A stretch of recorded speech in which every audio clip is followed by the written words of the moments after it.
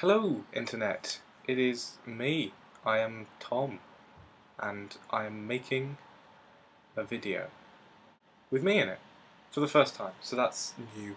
So this video is a video response. It's a very late video response to the wonderful and fabulous Collabrakadabra, who, if you're not watching, you totally should be, and the link is down there, that's why I'm pointing down there. Last week was school week on Collabrakadabra, and I have an interesting story to tell you about that. But first, I have some preliminary information, because Sonnet asked for some. And who am I to deny her that? So, my name is Tom, I said that already, and my favourite animal, which was the other detail, is the dog, because it covers pretty much everything. Like, there are big dogs and small dogs, and you don't really care because this is very tangential to the video. So on with the story. I go to this really old boarding school here in Britain, and it's got all kinds of really weird traditions.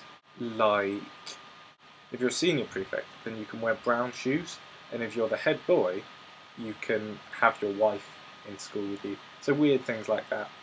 We also have the tie system, whereby the tie that you wear can signify a society that you're a part of, or what boarding house you're in, which is a bit weird, but you get used to it after a bit. But I have a story relating to that. So, during my first week, I saw all these ties around, and there was this one tie that I saw a couple of people wearing that had kind of like an octopus on, and I couldn't tell what it was, and I'd ask people about it, and they'd go, "It's the acolytes." But they were very, very cagey about what this society was. But then at the end of my first week, there was this thing on the timetable with me and all the other first years, which was called Divinity, and I thought I knew what that was. I thought that was RS, so I thought nothing of it, and there was a thing, and it said it was in the chapel. We have a chapel. I was meant to mention that earlier. Oh, it's kind of important, but not that important. So it was in the chapel, and me and all the other first years went. But when I got to the chapel, things got weird. First of all, actually, no, I'm not going to tell you that first, because that'll give the whole thing away. First of all, none of the lights were on, which was a bit weird now I think about it.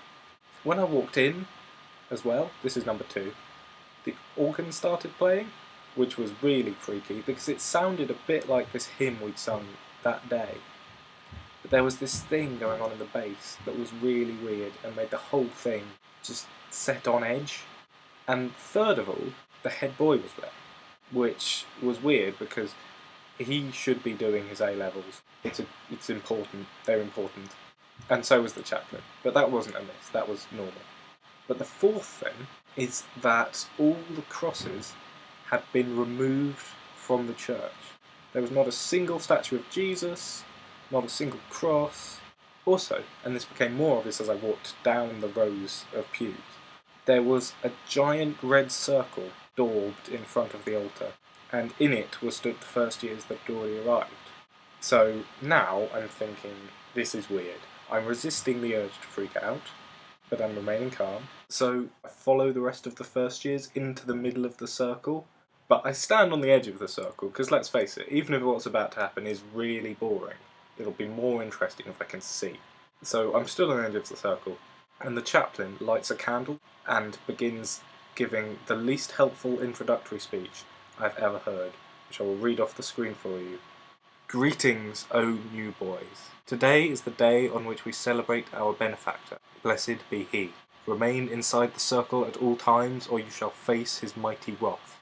Next thing I know, the head boy has cut his hand on some kind of ceremonial dagger, and he's dripping the blood onto the altar, and the chaplain is chanting in some strange language I don't understand, and there's a definite screaming coming from inside the circle.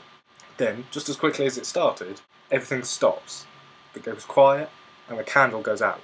So, we're stood in the dark now, and we're looking out into the chapel, and we all become aware that there's something at the other end, and it's leathery, and it's scaly, and there's definitely a tentacle.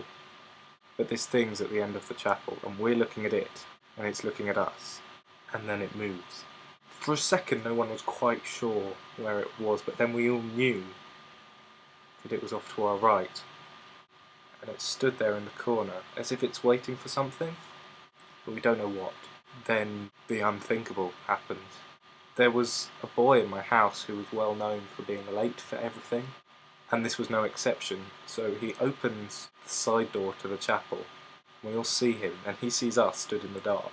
And this slip of light comes in, and it falls on a leg, a tentacle, an arm, and then the tentacle picks him up. And you can see, even though it doesn't appear to have any eyes, it's turning him over, looking at him, and then in one deft movement it throws him at the ground, and then it picks him up and disappears.